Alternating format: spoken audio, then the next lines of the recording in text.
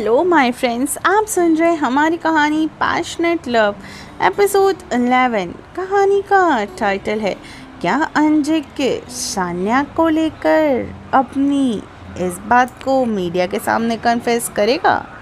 तो चलिए आज की कहानी को सुनते हैं। हे फ्रेंड्स, कुछ दिनों से मेरी तबीयत थोड़ी ख़राब होने की वजह से मैं एपिसोड लेके नहीं आ पा रही थी। इस चीज़ के लिए मैं आपसे सॉरी बोलना चाहती हूँ। सॉरी क्योंकि मेरी वजह से आपको बार बार इस कहानी में ब्रेक मिल रहा है। मैं कोशिश करती हूँ पर कुछ ना कुछ ऐसा हो जाता है कि मैं स्टोरीज़ नहीं दे पाती हूँ, इसलिए अब प्लीज़ मुझे माफ़ कर दीजिएगा। तो चलिए अभी स्टोरी को शुरू करते हैं। सान्या गिरने ही वाली थी कि किसी ने उसे उसकी कमर से पकड़ लिया। सान्या की आंखें बंद थी। जब थोड़ी देर बाद उसे एहसास हुआ कि वो नहीं गिरी तो उसने आंखें खोल सामने देखा जहाँ पे अंजिक था। अंजिक ने सान्या को अपने हाथों से उसकी कमर को पकड़ कर रखा था। दोनों एक दूसरे की आंखों में देख रहे थे। फिर अंजिक ने सान्या को सीधे खड़ा किया पर उसका हाथ अभी भी यानी सान्या की कमर पे ही था। सान्या उसे देख ही रही थी जबकि अंजिक अपनी कोल्ड नज़रों से सारे रिपोर्टर्स को देख रहा था। सबने जब अंजिक को अपने सामने देखा तो वो हैरान रह गए। उस जगह पे एक सन्नाटा सा छा गया। अपने सामने प्रेसिडेंट को देख सब थोड़ा पीछे हो गए। अंजिक ने रिपोर्टर के सवाल सुने थे। उसने सबकी तरफ देखकर कहा, हाँ, आप सब सही सोच रहे हैं। फ़ोटो में मैं और सान्या ही थे और हम दोनों एक साथ हैं। रही बात शादी की तो वो भी जल्द ही होगी। अंजिक की बात सुनकर सान्या उसे हैरानी से देख रही थी। सारे रिपोर्टर्स के साथ साथ वहाँ की पार्टी के लिए वो मेंबर्स आए तो थे पर वो भी हैरान थे, उन दोनों की तरफ ही देख रहे थे। फिर अंजिक ने सान्या को ले आगे बढ़ने लगा पर सान्या के पैर में तो अब मोच आ गई थी। अंजिक ने सान्या की तरफ देखा जिसके चेहरे पर थोड़ा सा दर्द था। उसने झुककर सान्या की हील्स निकाली। ये सब कोई अच्छे से देख नहीं पा रहा था क्योंकि चारों तरफ गार्ड्स ही थे। सान्या तो बस अंजिक के चेहरे को देख रही थी। हील्स निकालने के बाद अंजिक के बिना कुछ बोले सान्या को गोद में उठा लेता है। ये नज़ारा देख सबकी आंखें खुली की खुली रह गई। अंजिक की फैमिली, बॉडीगार्ड सब हैरानी से ये नज़ारा देख रहे थे। सान्या गिरने की डर की वजह से अपना हाथ अंजिक के गले में डाल देती है। उसे थोड़ी शर्म भी आ रही थी। उसने अपने चेहरे को अंजिक के सीने में छिपा लिया। अंजिक ने जब सान्या की ये हरकत देखी तो उसके चेहरे पर भी एक मुस्कुराहट आ गई। उसने सान्या को अच्छे से कार में बिठा दिया और खुद भी जाके दूसरी तरफ बैठ गया। सारे बॉडीगार्ड्स भी उसके पीछे कार में चले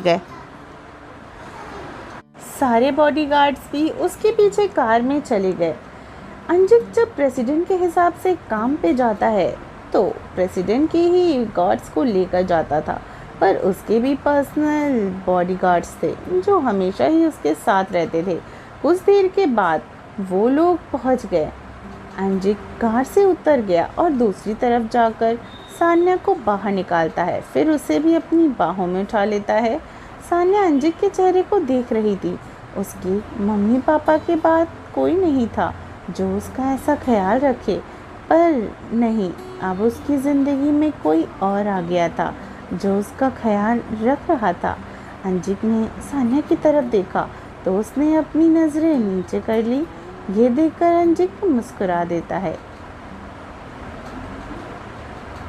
वहीं रणविजय ऑफिस से घर आ गया। वो सीधा कनक के रूम में चला गया। कनक बेड पे सो रही थी। उसके चेहरे पर एक सुकून था।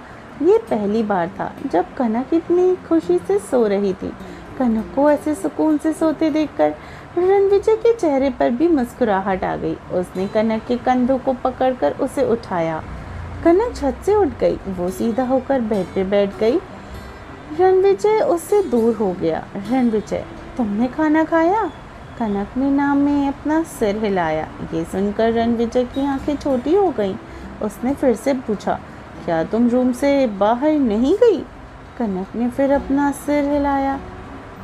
रणविजय ने गहरी सांस ली। उसे पता था कनक के बारे में। उसने खुद से कहा, मुझे इसे बदलना ही होगा। जब तक ये डरना बंद नहीं करेगी तब तक ये अपने लिए स्टैंड नहीं ले सकती। उसने कनक को फ्रेश हो जाने के लिए कहा, फिर उसे नीचे आने को बोलकर चला जाता है। वहीं अंजिक सान्या को वैसे ही उठाकर उसके रूम में लेके गया और बेड पे बैठा देता है। सान्या उसे ही देख रही थी। अंजिक नीचे बैठ गया। ये देखकर सान्या जल्दी से खड़ी हो गई, पर अपने पाँव के दर्द की वजह से नीचे गिर गई, वो भी सीधे अंजिक के ऊपर। अंजिक उसको पकड़ने के चक्कर पे फ्लोर पे ही लेट गया। इस वॉल सनाया के हाथ अंजिक के कंधे पे थे और अंजिक का एक हाथ सनाया की कमर पे था। दोनों एक दूसरे की आंखों में देख रहे थे। तभी अंजिक अपने दूसरे हाथ से शनाया के चेहरे पर आ रहे बालों को उसके कानों के पीछे कर देता है और थोड़ा सर उठा के उसके कान के पास अपने होंठ ले जाकर धीरे से बोलता है, क्या हुआ? आज पूरी रात ऐसे ही रहने का इरादा है क्या? सान्या उसकी बात सुनकर हड़बड़ाकर उठने लगी कि तभी अंजिक ने उसे अपने दोनों हाथों से पकड़ लिया और आराम से कहता है, ऐसे क्यों हड़बड़ा रही हो? जैसे मैं खा थोड़ी ना जाऊंगा तुम्हें। ये बोलकर वो उठकर सान्या को अच्छे से बेड पे बैठा देता है और झुककर उसके पाँव को पकड़ लिया। उसको ऐसा करता देख सान्या उसे रोककर बोलती है, अरे अरे ये आप क्या कर रहे हैं? आप उठिए प्लीज़ नीचे से। सान्या की बातें सुनकर अंजिक ने उसे रोककर कहा, थोड़ी देर के लिए शांति से बैठ नहीं सकती क्या? अंजिक की बातें सुनकर सान्या मुंह बनाकर चुपचाप बैठ गई। उसको ऐसे में अंजिक के चेहरे पर एक प्यारी सी स्माइल आ गई। सान्या भी उसे ही देख रही थी। तभी सान्या ने जोर से चीखी, आ! अंजिक ने उसके पाँव को पकड़कर मोड़ दिया, जिससे सान्या को बहुत दर्द हुआ। वो घूर कर अंजिक को देखने लगी। उसको ऐसा घूरता देख अंजिक नीचे से उठ गया और खड़ा हो गया। सान्या अभी भी उसे घूर रही थी। ये देखकर अब अंजिक को हंसी आ गई। सान्या बिल्कुल बच्चों की जैसे शक्ल बना रही थी। अंजिक ने अपनी हंसी रोककर उसे कहा, घूर क्यों रही हो? तुम्हारा पैर तो ठीक हो गया ना? अंजिक की बात सुनकर सान्या को एहसास हुआ कि उसे अब दर्द नहीं हो रहा था। उसने अपने पैर को उठाकर हिलाया। अब उसके पैर पूरी तरीके से ठीक थे। वो मुस्कुराकर अंजिक को देखने लगी। अब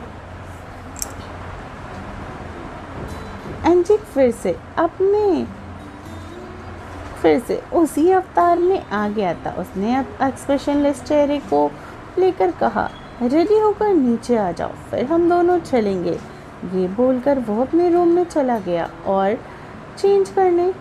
वहीं सान्या मुंह बनाकर बोलती है, खड़ूस स्माइल करते वक्त भी कितने प्यारे दिखते हैं, लेकिन नहीं, इन्हें तो अपना सड़ा हुआ शक्ल ही पसंद है। ये बोलकर वो भी कपड़े देखने लगी। उसके पास बहुत सारे कपड़े थे, पर सब वेस्टर्न ट्रेडिशनल कपड़े तो थे, पर वो कभी की सिचुएशन के लिए फिट नहीं थे। उसे समझ नहीं आ रहा था कि वो क्या पहने। ये पहली बार था जब वो इतनी टेंस थी अपने कपड़ों को लेकर। तभी उसे अपने कपबोर्ड के पास एक और कपबोर्ड दिखाई दी जो पहनने यहाँ पे नहीं थी। उसने खुद से कहा, ये यहाँ कब आई? सुबह तो नहीं थी, खोल कर देखती हूँ। ये बोलकर उसने कपबोर्ड बंद कर दूसरा वाला खोलने लगी। उसके अंदर देखा तो उसकी आंखों में चमक आ गया। वहाँ बहुत सारे वेस्टर्न से लेके इंडियन ड्रेसेस थी, बहुत सारी चीज़ें थी। उसमें एक बहुत ज़्यादा बेबी रेड कलर की साड़ी निकाली। सान्या को सारे आउटफिट में से वो साड़ी बहुत पसंद आई, पर उसे ज़्यादा मौका नहीं मिलता था इवेंट के लिए भी, और कंपनी वालों की ड्रेस चूज़ करते थे। वहीं रणविजय के घर पर रणविजय और कनक दोनों ही डाइनिंग टेबल के पास खड़े थे। रणविजय ने चेयर निकाली और वहीं बैठ गया, पर कनक अभी तक खड़ी थी। उसे समझ नहीं आ रहा था वो बैठे कि ना बैठे। रणविजय ने उसकी तरफ देखा तो वो समझ गया कनक क्या सोच रही है। वो अपनी चेयर से उठा और कनक के पास गया। कनक उसे ही देख रही थी। रणविजय ने उसका हाथ पकड़ा और कनक को चेयर पर बैठा दिया। फिर खाना उसके प्लेट में सर्व करने लगा। वहाँ को जितने भी सर्वेंट्स थे वो तो हैरानी से बस ये नज़ारा देख रहे थे कि उनके बॉस तो खुद भी अपना खाना सर्व नहीं करते। वो बॉस आज किसी लड़की के लिए खाना सर्व कर रहे हैं। हे फ्रेंड्स, आई होप आपको ये कहानी अच्छी लग रही हो। स्टोरी पसंद आती है तो चैनल को लाइक, सब्सक्राइब और शेयर की दे। तो जल्दी मिलती हूँ स्टोरी के अगले एपिसोड में। तब तक अपना ख्याल रखिए और सुनते रहिए पैशनेट लव सिर्फ टिनी FM जान के साथ।